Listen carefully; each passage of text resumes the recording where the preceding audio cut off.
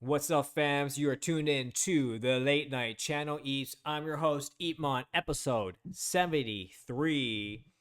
And today, or this evening, I'm going to keep things a little light, just have a little bit of fun. Well, I'm going to talk about this guy. Does anyone know what this guy is? This character is from one of my favorite Nintendo games back in the day. In North America, Canada, US, it's called Dragon Warrior, but everyone knows in Japan it's called Dragon Quest. This is a slime, a blue slime. I bought this when it was my first time I went to Japan with my parents and my family, and I think it was like, what year did I buy this guy? I think 19. It was probably the early 90s. I went there. Yes, folks, that's how long I've been playing Dragon Quest. And a big fan of Dragon Warrior here. And when I saw this, I was like, I had to get slime. Look how old slime is. Look, I had to paint the eyeballs back in. Sorry about that. And also, look, it's not as fluffy as it used to be because like I accidentally I washed it. My mom put it into the dryer and it turned out to be like this. Oops, sorry about that. Um, but yeah, so a quick story about Dragon Warrior. It's interesting because I was first exposed to Dragon Warrior 1. And a funny story is like my brother, I think he won, I think he won a piano competition, okay? And as a reward, or was it his birthday present? I forget, but in any case, he got Dragon Warrior as a gift from my parents as a congratulations. So well done, well done. And I really thought that I really wanted to play it. I was so eager to play it. It was in this box, everything, right? And then I asked him, hey, I asked him, can I play the game? Like, it's not his birthday yet, or it's not time to open it. But I actually, can I play it? I thought he said yes. So I, I opened his gift and I played it on Nintendo, and he saw me play it and he got so mad. He was so mad at me. He's like, "You playing it?" I don't know. He was just so angry at me, and I thought, "What? I thought you told me that I could open it." Anyway, that was a funny story. So I apologize to my brother. Sorry, Kevin. But yeah, that was fun playing Dragon Warrior. Anywho, so ever since then, I got so into this game, and slime was one of the iconic monsters you have to fight at the very beginning. And to this day, I do continue to collect Dragon Quest figurines. So every time I go to Japan, I always get myself a Dragon Warrior or Dragon Quest item. So this is a metallic gold slime. I have a metal slime somewhere else. Uh, what else do I have? I have a whole bunch of them back there, but I don't want to, whatever. But then I also was able to get the classic Nintendo Famicom Dragon Quest 3 and Dragon Quest 4 in its cartridge form. I got it at a like kind of like a secondhand store called Hard Off in Japan. Um, but yeah, isn't that cool? Look at this. It has like information, just the same packaging. Look at that. Classic, folks. I haven't. I don't know if they still work, but I heard that they would test the cartridges, and apparently they still do. But yeah, just Dragon Quest 4.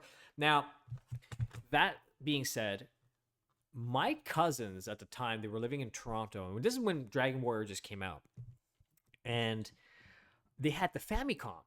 Okay. Uh, or wait, this is before. Sorry.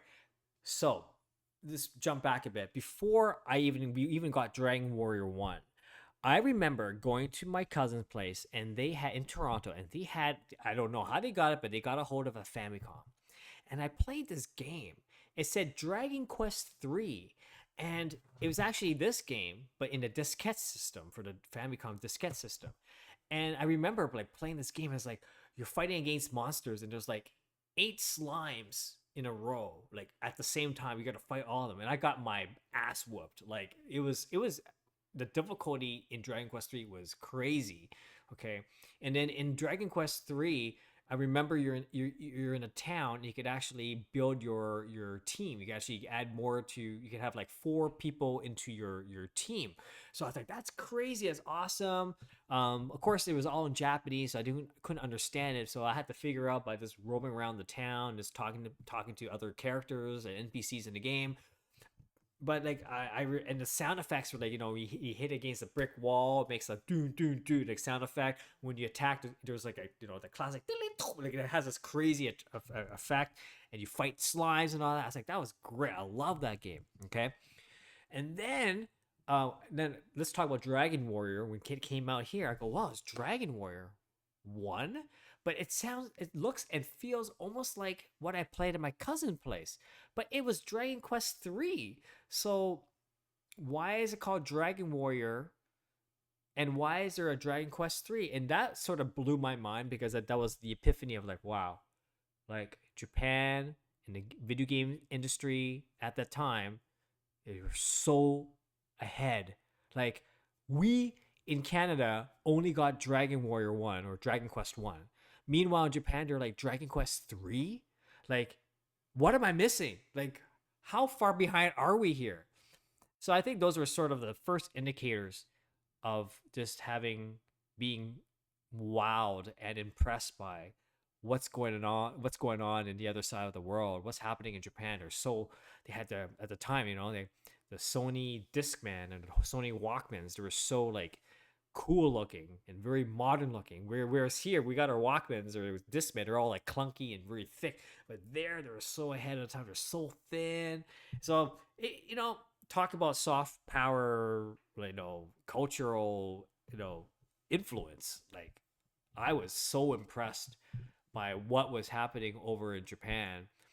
So much so that when I had the opportunity to go there with my parents on vacation, uh, I I remember the key moments. Like, it was something that was most memorable when I was growing up on going on vacation to Japan. Like, it was of all the vacations I did in my youth, Japan was the one that was most lasting. I remember that. I remember getting this.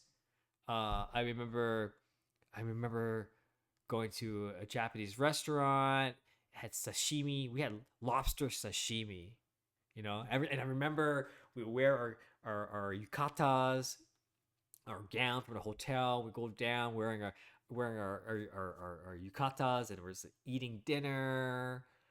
I remember that we were on a tour group, um, but they would take us to places. I remember we were in Kyoto, and then they had the kimono fashion, sort of like a fashion show with a kimono, and I was so impressed. I was like, wow, well, it's so great.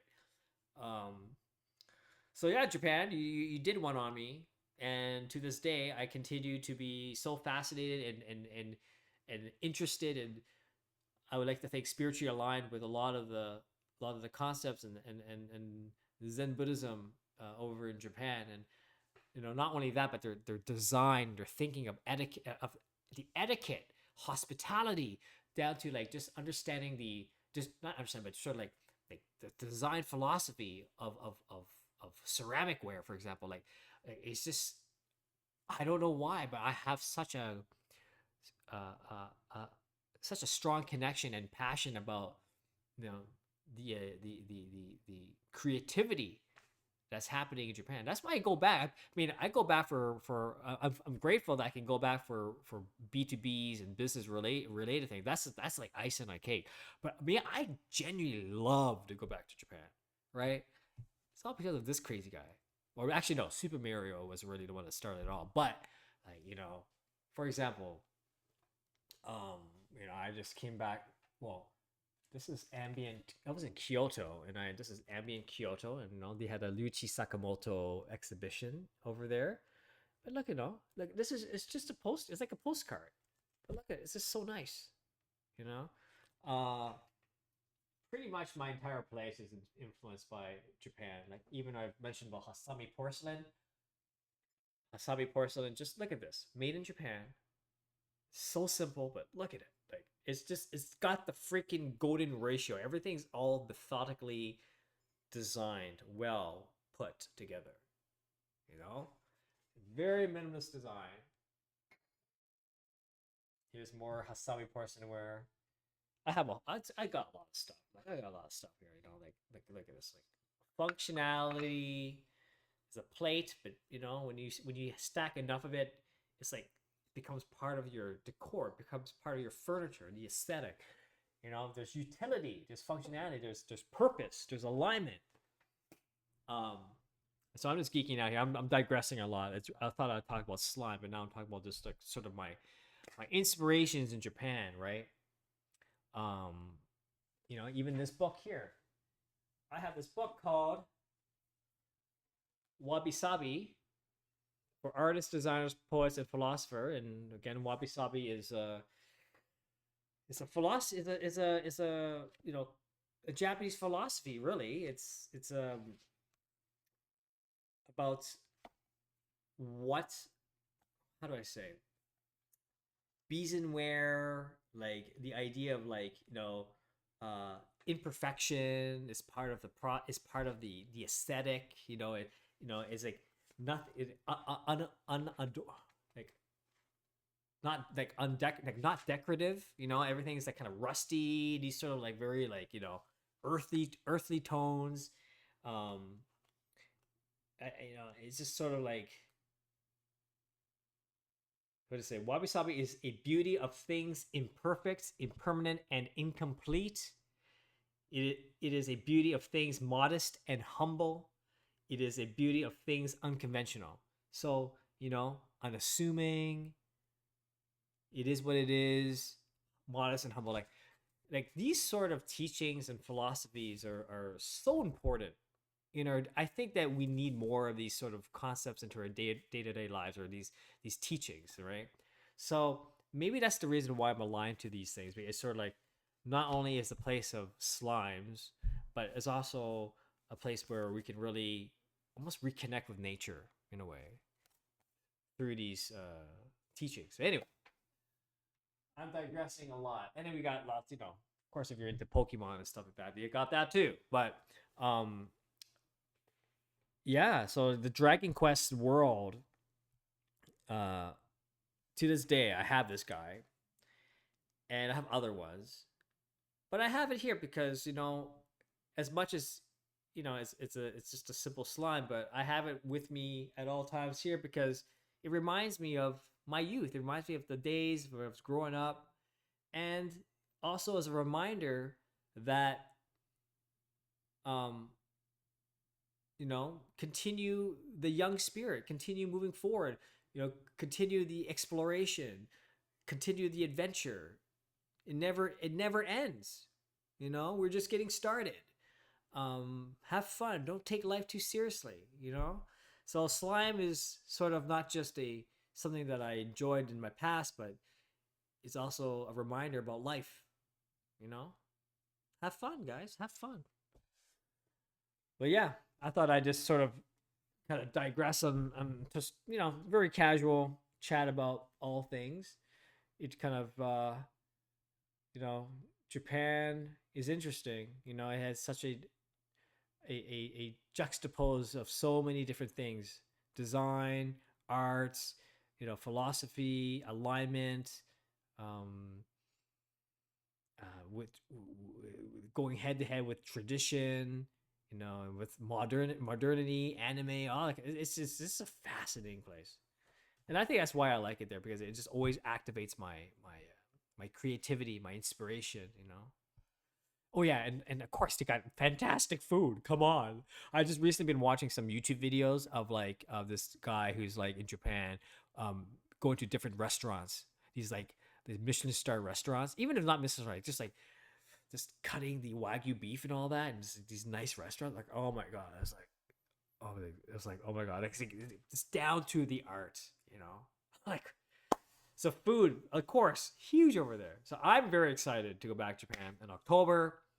Of course, before I do that, I have to prepare and get things ready, presentation wise, material wise, product wise, eat first wise. Well, yeah, that's the life of an artist. As to what will come out of it, I do not know, but I would only know if I pursue and follow my passion and my dreams. So there you have it, folks. A little rant about slimes, Dragon Quest, my past, my inspirations, and continuing to the future because we're just only getting started. Haha. Anyway, I hope you enjoyed this very casual chat. This is the Late Night Channel Eeps. Have a great evening, have a great afternoon, have a great morning, and I will certainly talk to you all soon tomorrow. So yeah, like and subscribe. Thank you, and talk. Well, I already said anyway. Okay, bye.